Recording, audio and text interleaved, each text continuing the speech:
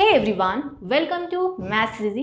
आज हम बात करेंगे क्लास 11 के लिए डिफरेंशिएशन यानी कि बेसिक डिफरेंशिएशन। इसका फर्स्ट स्टेप है आपको फॉर्मूले याद करने हैं। You have to remember formulas. इसके पहले की वीडियो में मैंने आपको इसकी मेमोराइजिंग ट्रिक दी थी कि आप डिफरेंशिएशन के फॉर्मूले कैसे इंटीग्रेशन के फॉर्मूलों को कंपेयर कर करके याद कर सकते हैं। इससे क्या होता है, एक टाइम पे आपको दोनों फॉर्मूले याद हो जाते हैं। आज हम लोग सीखेंगे कि इसके आगे क्या। मान लीजिए आपको डिफरेंशिएशन के फॉर्मूले याद हो गए हैं तो आप कैसे अब क्वेश्चंस करेंगे, आज हम लोग वो सीखेंगे। तो लेट्स गेट स्टार्टेड। तो डिफरेंशिएशन को समझने के लिए और उनके क्वेश्चंस को बिना किसी प्रॉब्लम के कर पाने के लिए हमें फॉर्मूलों के साथ साथ छोटे छोटे कुछ रूल्स भी मालूम होने चाहिए। तो वो रूल्स क्या है, चलिए बात करते हैं। सबसे पहला है कांस्टेंट रूल। यहाँ पे मैंने कांस्टेंट रूल लिखा है। ये क्या है? ये रूल ये है कि जब भी हम डिफरेंशिएट करते हैं ना, तो देखिए जब भी हम किसी भी फंक्शन को डिफरेंशिएट करते हैं, मान लेते हैं कि वो जिस टर्म का हमें डिफरेंशिएशन करना है वो fx है, तो जब हम डिफरेंशिएशन करना स्टार्ट करते हैं तो हम सिंबॉलिकली इसे शो करते हैं कि हम डिफरेंशिएशन करना स्टार्ट कर रहे हैं। तो उसमें हम लोग यहाँ फंक्शन के बगल में क्या लिख देते हैं, d/dx। अगर आप x के रिस्पेक्ट में कर रहे हो, अगर आप डिफरेंशिएशन t के रिस्पेक्ट में कर रहे हो तो आप लिखोगे d/dt। इसी तरह से जैसा फंक्शन होगा आप उसके बगल में वैसा डेरिवेटिव उसके बगल में अप्लाई करोगे। तो ये तो हुई एकदम स्टार्टिंग, एकदम बेसिक, ठीक है। अब कांस्टेंट रूल क्या है कि जब आपको डिफरेंशिएशन करना हो किसी फंक्शन का, लेकिन उस फंक्शन के बगल में एक कांस्टेंट सी हो, तो कांस्टेंट क्या करता है, डिफरेंशिएशन में पार्ट नहीं लेता है, तो ये सी बाहर हो जाएगा and you have to differentiate just fx, ठीक है। जैसे कि 2 sin x, तो 2 का क्या होगा, 2 बाहर हो जाएगा, सिर्फ sin x का डिफरेंशिएशन करिए, राइट। ये है पहला कांस्टेंट रूल। दूसरा कांस्टेंट रूल है कि अगर हमारे पास जैसे हमें डिफरेंशिएट करना है वो फंक्शन कई फंक्शंस का सम है, जैसे sin x plus cos x plus 10x plus x square, कई बार उसमें प्लस है या माइनस है, और यानी कि वो इस तरह का है a times fx plus b times gx। तो रूल कहता है कि चूंकि डिफरेंशिएशन में कांस्टेंट पार्ट नहीं लेता है तो a बाहर हो जाएगा, derivative of this function fx plus b बाहर हो जाएगा एंड डिफरेंशिएशन यानी डेरिवेटिव ऑफ g। इसकी समरी ये है कि अगर हमें किसी ऐसे फंक्शन को डिफरेंशिएट करना है जिसमें अलग अलग कई बार प्लस है, तो डिफरेंशिएशन साइन हर एक फंक्शन में अंदर डिस्ट्रीब्यूट हो जाता है। इस कांस्टेंट रूल का थर्ड और इम्पॉर्टेंट पार्ट है कि differentiation of any constant is what, zero. Constant का डिफरेंशिएशन क्या होता है, जीरो। वो कांस्टेंट पाई हो सकता है, 1 हो सकता है, 2 हो सकता है, 100 हो सकता है, किसी भी तरह का कांस्टेंट अगर आपके पास है तो उसका डिफरेंशिएशन जीरो हो जाएगा। अब कई बार बच्चे इन दोनों में कंफ्यूज हो जाते हैं। अगर कांस्टेंट फंक्शन के साथ है तो उसका जीरो नहीं होगा, बल्कि क्या होगा, कांस्टेंट बाहर हो जाएगा और फंक्शन का डिफरेंशिएशन हो जाएगा। जैसे कि 2 sin x, तो 2 ऐसे ही रहेगा, sin x का डिफरेंशिएशन हो जाएगा। लेकिन अगर 2 अकेला है, just 2, no constant, no x, तो फिर उसका जीरो हो जाएगा। अब बढ़ते हैं हम नेक्स्ट रूल की ओर, जो कि है प्रोडक्ट रूल ऑफ डिफरेंशिएशन। इसे दूसरे नाम से पुकारा जा सकता है लेबनीज रूल। ये कब लगता है और ये है क्या, अगर हमारे पास एक ऐसा टर्म दिया है डिफरेंशिएशन को जिसमें x के दो फंक्शन आपस में मल्टीप्लाई में हो, sin x into cos x, x into cos x, या x square into log x, दो फंक्शन दोनों मल्टीप्लिकेशन में, तो आप क्या करिए, जैसे कि मान लीजिए x इंटू साइन एक्स, तो आप क्या करेंगे, एक फंक्शन को u मान लेंगे, दूसरे को v, और फिर ये रूल लगाएंगे। रूल कहता है कि बारी बारी से दोनों का डिफरेंशिएशन होगा, यानी कि u इंटू वी का डेरिवेटिव होता है, u ऐसे ही रहेगा, v का डिफरेंशिएशन, प्लस v ऐसे ही रहेगा, u का डिफरेंशिएशन। और इस फॉर्मूले का 3 फंक्शन फॉर्म भी है। वो क्या है कि जब भी हमें डिफरेंशिएट करना हो u v w, तो इसका डिफरेंशिएशन होता है u का डिफरेंशिएशन v w ऐसे ही रहेंगे, फिर v का डिफरेंशिएशन u और w ऐसे ही रहेंगे, फिर w का डिफरेंशिएशन u और v ऐसे ही रहेंगे। This is called Lebanese rule for 3 functions, product rule 3 function के लिए। ये कई बार कभी कभी यूज़ हो जाता है, अदरवाइज ज़्यादातर यही यूज़ करना है हमें, लेकिन कई बार फूले भटके ये आ जाता है, तो इसलिए मैंने इसे बता दिया। अब आते हैं इसकी बहुत ही इंपॉर्टेंट रूल की ओर, जो कि है quotient rule of differentiation. Quotient rule है, इसका दूसरा नाम है डिवीजन रूल। ये डिवीजन रूल क्या है कि जब भी हमें ऐसे फंक्शन को डिफरेंशिएट करना हो जो fx अपॉन gx के फॉर्म में हो, fx अपॉन gx के फॉर्म में हो, यानी कि डिवाइड के फॉर्म में हो, जैसे कि x upon log x, sine x upon 10x, या ऐसे ही कोई फंक्शन जो डिवीजन में हो, तो आपको ये रूल लगाना है। इस फॉर्मूले को अक्सर बच्चे भूल जाते हैं, so be careful, don't forget and see carefully. क्या है फॉर्मूला कि न्यूमरेटर मान लेते हैं fx है और डिनोमिनेटर जो है वो gx है। तो ये फॉर्मूला है कि डिनोमिनेटर का स्क्वायर ऐसे रहेगा इंटू डिनोमिनेटर ऐसे रहेगा और न्यूमरेटर का डिफ्रेंसिएशन माइनस न्यूमरेटर ऐसे रहेगा और डिनोमिनेटर का डिफ्रेंसिएशन, यानी नीचे वाले टर्म का स्क्वायर, फिर नीचे वाला टर्म ऐसे ही रहेगा, ऊपर वाले का डिफ्रेंसिएशन होगा, माइनस ऊपर वाला टर्म ऐसे ही रहेगा और नीचे वाले का डिफ्रेंसिएशन होगा। That is the formula. कैसे भी याद करो, कई बार बच्चे u/v लिख के भी याद कर लेते हैं, तो याद रखना ज़रूरी है, चाहे आप जैसे भी याद रखो। तो ये वो बेसिक रूल्स हैं जो हमें क्वेश्चंस में अप्लाई करने हैं। तो अब हम रेडी हैं डिफ्रेंसिएशन करने के लिए। चलिए 13.2 एक्सरसाइज के क्वेश्चन से ही स्टार्ट करते हैं। फर्स्ट क्वेश्चन है हमारा, fx equal to x square minus 2 है, तो आपको फाइंड करना है इसका डिफ्रेंसिएशन। यानी क्वेश्चन है first, find the derivative of x square minus 2 at x is equal to 10। ये एट एक्स इक्वल टू 10 का क्या फंडा है मैं आपको समझाती हूँ। सबसे पहले हमें डिफ्रेंशिएट किसे करना है, एक्स स्क्वायर माइनस 2 को, तो हम इसे fx मान लेंगे और फिर लिखेंगे differentiating with respect to x। हमें ये बताना ज़रूरी है कि हम डिफ्रेंशिएट किसके रिस्पेक्ट में कर रहे हैं, x के। फिर हम लोग यहाँ पे लिख देंगे d/dx of this function fx is equal to, इस साइड भी ऐसे ही d/dx अप्लाई कर दीजिए ये। उसके बाद मैंने आपको बताया था डिफ्रेंसिएशन का पावर रूल।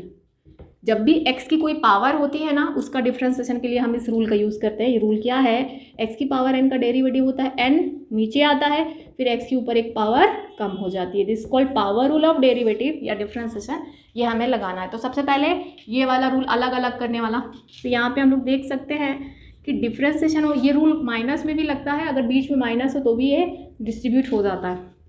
तो differentiation of x square minus d/dx of 2, यानी कि जो d/dx है अलग अलग सबके पास जाता है।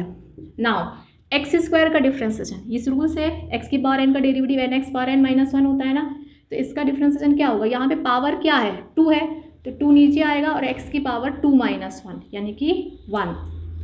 पावर कम होना है तो 2 में से 1 कम होगी तो 1 आएगा, माइनस कांस्टेंट का डिफ्रेंसिएशन 0, ये देखिएगा। तो इसका आ गया आपका क्या आ गया, ये 2x आ गया, तो dy/d फर्स्ट डेरिवेटिव आ गया है 2x, और इसने कहा है x इक्वल टू 10 रखो, तो इसके डिफ्रेंसिएशन को हम लोग शो कर सकते हैं f'(x). fx का डिफ्रेंसिएशन हो गया यानी कि -x, ये आया है 2x। अब इसने कहा है पुट x इक्वल टू 10, तो जब हम इसमें x इक्वल टू 10 रख देंगे तो क्या हो जाएगा, यहाँ पे जहाँ x है ना वहाँ पे आप रख दो 10, तो आ जाएगा 20। तो इसका आंसर है, इसका derivative at x is equal to 10 है 20। वेरी वेरी बेसिक, बहुत ही बेसिक है। सिर्फ हमने इसमें क्या किया, पावर रूल ही तो लगाया, ये वाला फॉर्मूला, और जो मैंने ये समझाया था ये। ठीक है, आगे बढ़ते हैं। अब हम पढ़ते हैं सेकेंड क्वेश्चन की ओर। सेकेंड क्वेश्चन है यहाँ पे डिफ्रेंशिएट 99x। इसमें आपको क्या करना है, मैंने ये कांस्टेंट वाला रूल बताया था कि जब भी हमें डिफ्रेंशिएट करना हो तो कांस्टेंट जो है वो बाहर हो जाता है। यहाँ पे 99 कांस्टेंट है, आउट वो पार्ट नहीं लेगा डिफ्रेंसिएशन में, हमें सिर्फ किसे डिफ्रेंशिएट करना है, x को। तो what is derivative of x, x की पावर n का डेरिवेटिव होता है nx की पावर n माइनस 1। तो अगर हमारे पास फंक्शन x की पावर x बस है, x मतलब x की पावर क्या है 1, तो अब ये पावर नीचे आएगी, तो 1x की पावर 1 माइनस 1 यानी 1x की पावर 0 यानी कि 1, और x की पावर 0 भी तो 1 ही होता है, यानी कि x का डिफ्रेंसिएशन 1 होता है। अब से आप याद रखना, तो x का डेरिवेटिव क्या हो जाएगा 1, तो फाइनली इसका आंसर आ जाएगा 99। आप ऐसे याद रखिए, 2x का डिफ्रेंसिएशन 2 क्योंकि x का 1, 20x का डिफ्रेंसिएशन 20, 99x का डिफ्रेंसिएशन 99। अब यहाँ पे क्वेश्चन क्या है, x का डिफ्रेंसिएशन, यहाँ पे तो x का ही करना है। तो ये पूरा प्रोसेस जो मैंने आपको अभी बताया था x को क्या लिखेंगे, x की पावर 1, और यहाँ पे n अब 1 है तो 1 x की power 1 minus 1, 1 into x power 0, 1 into 1 यानी कि फाइनली 1 आ जाएगा। तो इस तरह से हम लोग मेनली कौन सा फार्मूला लगा रहे हैं, पावर रूल लगा रहे हैं डिफ्रेंसिएशन का। तो ये देखिएगा डिफ्रेंसिएशन ऑफ x हो जाएगा 1। अब जिसका 4th और 10th क्वेश्चन है वो डिफ्रेंशिएट करने की एक ओल्ड मेथड है जो लिमिट कंसेप्ट पे बेस होती है, उसको हम एक अलग वीडियो में कवर करेंगे। तो इसलिए मैंने अब लिखा है 5th क्वेश्चन। तो यहाँ पे मैंने 5th क्वेश्चन लिख लिया है। क्वेश्चन है f(x) की वैल्यू ये है, तो हमें प्रूव करना है f'1 इक्वल्स टू 100 f'0। सबसे पहले हम लोग क्या करेंगे, लिखेंगे डिफ्रेंशिएटिंग, सॉल्यूशन यहाँ से हमारा स्टार्ट होता है, differentiating with respect to x। तो फंक्शन f(x) का डिफ्रेंशिएशन d/dx जब इसमें लगाएंगे तो इसका फर्स्ट डेरिवेटिव क्या आ जाएगा, f'(x). तो फर्स्ट डेरिवेटिव डिनोट किया जाता है f' से, या d/dx ऑफ f(x) ऐसा भी लगा सकते हैं। तो जब हम इसमें d/dx लगाएंगे तो इसका डिफ्रेंशिएशन डैश हो जाएगा, तो f(x) का डेरिवेटिव क्या हो जाएगा, f'(x). अब हमें d/dx जो है इस फंक्शन में अप्लाई कर देना है। क्या है function, x/100/100 plus x/99/99 and so on, ऐसे चलता जाएगा। और फिर लास्ट के 3 टर्म्स हैं x² प्लस x प्लस 1। इसके बाद हमने इस प्रॉपर्टी में पढ़ा था कि जितनी बार फंक्शन ऐड हो रहा है ना d/dx सब में अलग अलग जाता है। तो यहाँ पे भी ऐसा ही होगा, derivative of x/100/100 plus derivative of x/99/99 plus dash dash dash derivative of x² plus derivative of x plus derivative of 1, जो कि हम मैं डायरेक्ट 0 कर दे रही हूँ। नाउ डिफ्रेंशिएट करिए, x/100, x की पावर n का डेरिवेटिव क्या होता है, n नीचे आता है तो यहाँ पे 100 नीचे आएगा, और x की पावर 100 से कम हो जाएगी तो कितनी हो जाएगी, 99 हो जाएगी। और नीचे वाला जो 100 है ना वो कांस्टेंट ऐसे ही रहता है, मैंने बताया था कांस्टेंट अगर रहता है फंक्शन के बगल में तो constant will remains unchange and function का डिफ्रेंशिएशन हो जाता है। तो यहाँ पे भी 99 ऐसे ही रहेगा।